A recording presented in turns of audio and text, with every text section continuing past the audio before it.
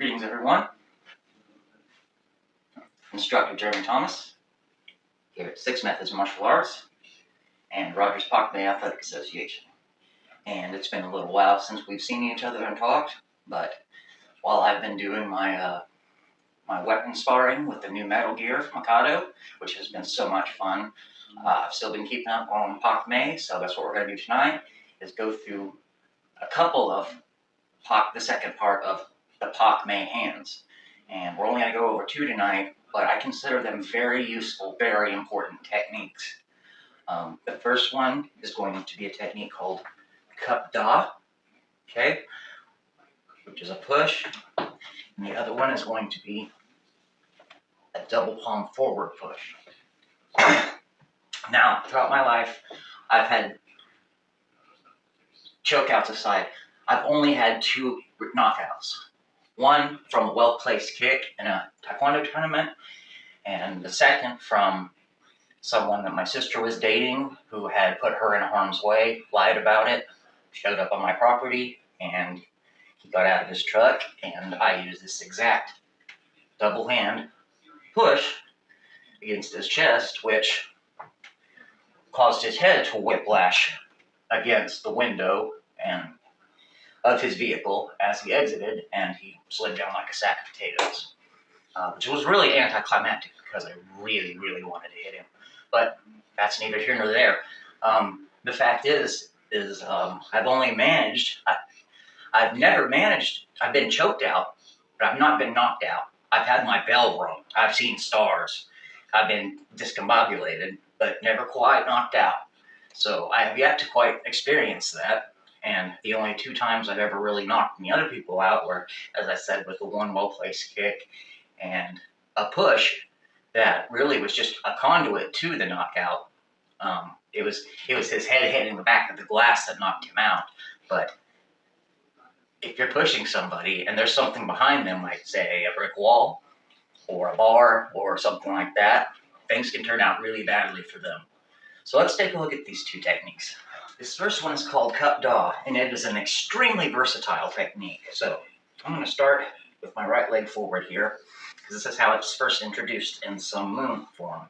So the way I practice it is I do crossing, one over the other, left, then right over the top, then left, and then I do this, what we call sucking palms, okay?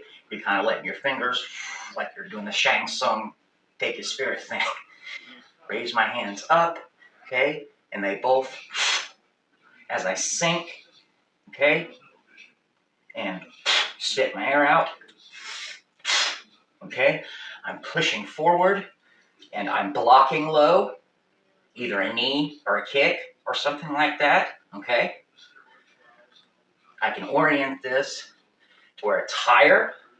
I can orient this to where it's lower. I can orient this to where both hands are used for the block. If it's a particularly strong kick, I can also use it from the alternate side.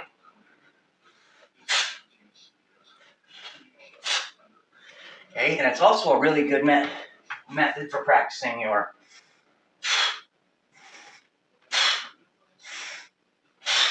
tongue-toe. Your opening, closing.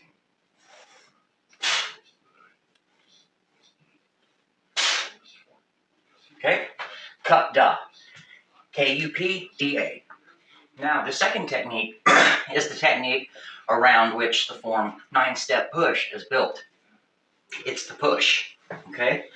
So, got our left hands forward when we start the form, do our BLG, pull punch, advance, monk disrobes, okay? We're grabbing him up here and digging into those nerves, okay? So we grab, all right?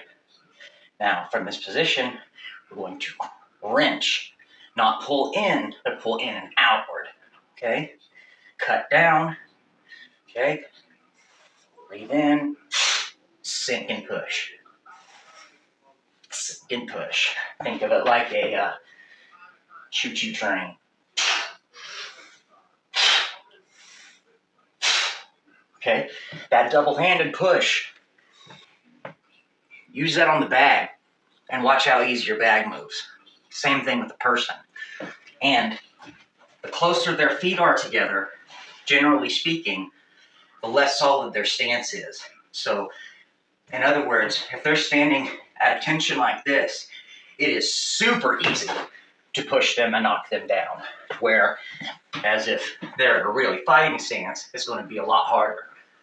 But in that initial phase, where so often we want to come up and do this chest to chest, gorilla display, bird, that's where I like to use that, okay? It takes them off balance, takes them off their guard, it uproots their foundation, okay?